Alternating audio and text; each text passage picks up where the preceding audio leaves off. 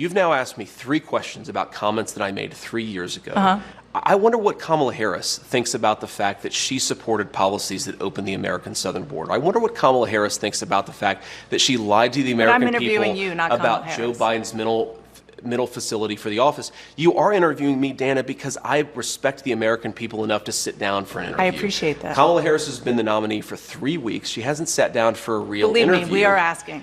You're not going to get a disagreement there. But the point is, Dana, you've got me for 15 minutes or however long you have me. We should be talking about public policies that matter. How are we going to lower inflation? How are we going to reduce the cost of food and housing? How are we going to close down that southern border? We've talked so little about that. We've talked a lot more about a sarcastic remark I made 3 years ago. I think we should talk about the issues that most Americans care about. John King is doing a project talking to voters all over swing states. He talked to Republican voters in the critical swing state, must win, I would say, swing state of Pennsylvania. Of course. One of them, Carol Carty, said she was almost a childless dog lady because she didn't happen to meet the right person until she was 40 years old. Another, Joan London, was offended that you don't think she has a stake in the future of the country because she doesn't have children. What do you say to key voters like that, Republicans, swing voters, who are put off by your views? Well, what I would say, Dana, is if you look at what I said in context, the Harris campaign has frankly lied about what I actually said. I'm pro-family. I want us to have more families, and obviously sometimes it doesn't work out, sometimes for medical reasons, sometimes because you don't meet the right person. But the point is that our country has become anti-family in its public policy. Let me just give you an example of this. So after our second child was born, my wife and I, we have 3 little kids. After our second child was born, we get the baby home from the hospital. We get this ridiculous out-of-network medical bill that is financially shocking, and we're pretty well off. And that happened because we have ridiculous laws in this country that are anti-family. I've sponsored legislation to try to fix things like that so moms and dads don't get these surprise medical bills. I think it's important for us to be pro-family. That's all that I've ever said. If you want to be pro-family, I want to, because you do criticize, as you just did, the Democratic Party for being anti-family. I do. You called out Kamala Harris and Pete Buttigieg in particular. Kamala Harris has 2 stepchildren. Pete Buttigieg and his husband have adopted twins. Do you recognize them as parents and more broadly as being part of families? Well, of course I do, Dana. I mean, you know my life story. I was actually raised. I was raised, but Dana, I was raised. I mean, one of the first people that I gave a hug to after my RNC convention speech was my stepmom, who's been an incredibly important person in my life. So she's not childless. My kids call her Mamaw. Of course she's not childless, but again, you called her that. The criticism, I certainly did not call my own stepmother childless. Kamala Harris. I criticized Kamala Harris for being part of a set of ideas that exists in American leadership that is anti-family. I never, Dana, criticize people for not having kids. I criticize people for being anti-child. And I do think that Kamala Harris has made some bizarre statements. She has said things like, it's reasonable not to have children over climate change. I think it's the exact opposite message we should be sending to our young families. I want to expand the child tax credit. I want to stop those surprise medical bills. I want to make housing more affordable so that if you have a young family, you can actually afford to put them in a home. And I think that it is unfortunate that so much of our public leadership has become anti-family. One final point on this, Dana, if you go back to the COVID era, one thing that really frustrated me and motivated some of these comments is we were at a point where we were kicking kids out of school.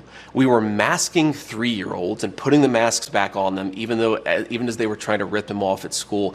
I think that if we had more people who took the right perspective and had a little bit more understanding of how little kids actually operate, we would not have made so many of those mistakes during COVID. That's a whole other conversation because no, people it's didn't related know. To this because people didn't know as much because it was literally a novel virus. But Dana, you asked me about okay. You've now asked me 3 questions about comments that I made 3 years ago. I wonder what Kamala Harris thinks about the fact that she supported policies that opened the American southern border. I wonder what Kamala Harris thinks about the fact that she lied to the American people about Joe Biden's middle facility for the office. You are interviewing me, Dana, because I respect the American people enough to sit down for an interview. I appreciate that. Kamala Harris has been the nominee for 3 weeks. She hasn't sat down for a real interview. Believe me, we are asking.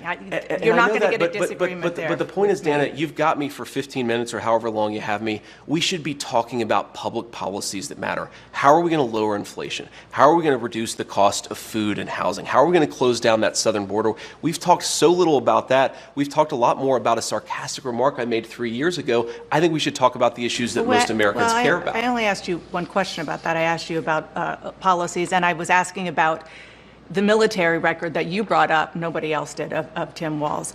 One last question. This is on policy. Please. The Federal Reserve. Yeah. Donald Trump said this week that he feels strongly that the president should have at least a say when it comes to the Federal Reserve and how to handle interest rates. Do you agree that a president should direct the Federal Reserve on how to handle interest rates? Well, not direct. That's not what he said. He said the president should have a say, but one, I absolutely agree with what he said. Right now, and the president two, doesn't have a say. Well, the president has a say in the sense that the president appoints the Federal Reserve governors, but he's saying, to be clear, President Trump is saying, I think, something that's really important and actually profound, which is that the political leadership of this country should have more say over the monetary policy of this country. I agree with him. That should fundamentally be a political decision. Agree or disagree, we should have America's elected leaders having input about the most important decisions confronting our country. That would be a huge change, just so people understand that. It would be a huge change, but whether the country goes to war, what our interest rates are, these are important questions that American democracy should have important answers for. And I think all President Trump is saying is that, look, it's kind of weird that you have so many bureaucrats making so many important decisions. If the American people don't like our interest rate policy, they should elect somebody different to change that policy. Nothing should be above democratic debate in this country when it comes to the big questions confronting the United States. Okay, one last question. Please. And I can't believe I have to ask you this, but I do, because Donald Trump has been attacking Kamala Harris's racial identity. He has not been, but ask your question. Well, he questioned her racial identity. He said a number of years ago she happened to turn black. Her father is Jamaican. Do you believe Kamala Harris is black? I believe that Kamala Harris is whatever she says she is, but I believe importantly that President Trump is right that she's a chameleon. She pretends to be one thing in front of one audience. She pretends to be something different in front of another audience. Look, Dana, she's not running a political campaign. She's running a movie. She only speaks to voters behind a teleprompter.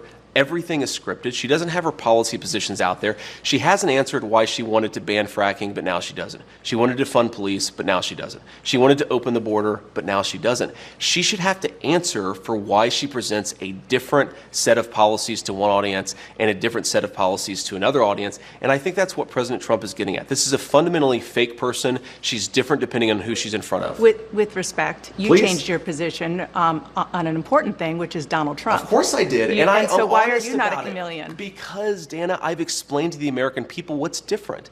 People change their minds when the facts change, they should, but if you want to be the people's vice president or president, you should have to stand before an interviewer and say, this is why I changed my mind. So to everybody who's seen that I criticized Donald Trump, since he asked the question, here are two things. You didn't just criticize him, you said he could be America's Hitler. Well, that's a criticism, and I didn't say that exactly, but set that to the side. What I said about Donald Trump and what I believed about Donald Trump, two things that really change.